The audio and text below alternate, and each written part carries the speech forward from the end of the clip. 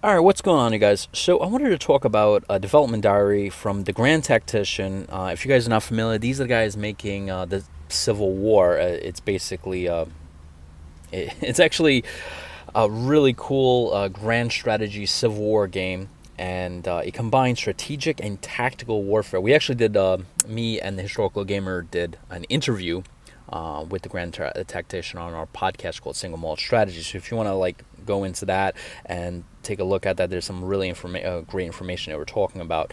But this is like one game that I'm like so motivated for, because I honestly think this could be the Civil War game to beat them all. Like this could be the standard from which all other Civil War games are going to be judged, because it has a strategic mode and it also has a tactical mode, and they work hand in hand. And you can do so many things, from assigning corps commanders, division commanders, promoting commanders. Then you can go right into the battle. Lots of really amazing stuff. So this is their development diary called The Bloody Day Ends. Okay, so let's just jump right into it. As the firing dies down, the day will end either when the sun goes down or if both sides agree on a ceasefire. Oh, interesting. You can actually do a ceasefire. Wow, okay. As seasons and length of day is modeled, during summer it's possible to fight longer. When the fighting ceases, the situation on both sides is calculated, including reserves that reach the battlefield before morning. According to the disposition of troops, some may find themselves cut off from the main body with lines of communication broken. That's going to be awesome. Kind of like a Stonewall Jackson kind of thing to do. And of course, some disheartened soldiers will see the darkness as the perfected distraction to leave the ranks without permission and head home. Oh wow, this is gonna be oh wow, I didn't know that you're gonna have that in the game. That's gonna be awesome. Untrained, inexperienced, poorly led, and demoralized soldiers are more likely lot to desert. Wow. I didn't know you can. Desertion is going to be a big factor in this game. That's awesome, because that provides a layer of realism. In the heavy fighting, your troops will consume their ammunition, which is an average some 60 rounds per infantryman and some 128 rounds for guns of average caliber. During the night, the troops will first level ammunition within their unit.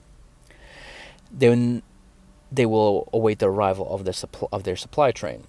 Units with line of communication will be resupplied with ammunition and food, which is provisions for men and forage for horses. The amount depends on available supply, distance, and also commander's administration capabilities. The supplies are distributed to the troops according to order of battle. Oh, cool. I didn't know you can do that. It's going to be another cool thing. Cut-off troops will not be able to receive any supplies, and this may cause problems with morale and conditions of troops on the long run, in addition to not having more ammunition to fight with. If condition of men goes down, they will tire faster, and the number of men falling sick will increase, along with the obvious effects on morale that are more severe than the greener the men. After resupplying, the commanders will be busy redeploying their troops. The possible deployment zone is calculated from position of troops, occupied entry points, and objectives. Troops cut off will not be able to reform and will start their next day from the position they hold.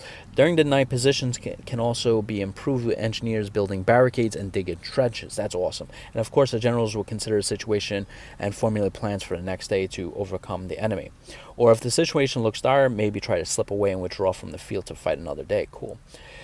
With the multi-day mechanism and possibility of resupply during the night or cut off the enemy lines of communication, the fortunes of battle may swing from side to side. Arrival of fresh troops just in time may change the course of fighting and force the enemy to abandon plans for attack to try to hold their own, like happened at Wilderness when Longstreet's corps reached the field.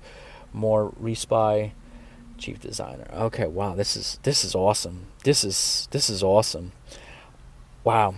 So there's so many mechanisms that are going to be in this game that I'm really looking forward to. Obviously, the big one that I really like is going to be the fact that you can that the desertion mechanics is going to be in there, so you're going to have to keep an eye on that.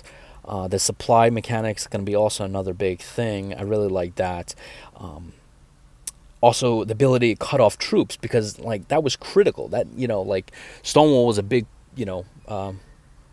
Stonewall and numerous other generals were exercised those kind of tactics. So I'm really looking forward to this game coming out. It's coming out hopefully in 2019, and I'll post another dev diary when the next one comes. Anyway, I'll catch the next one, guys. See ya.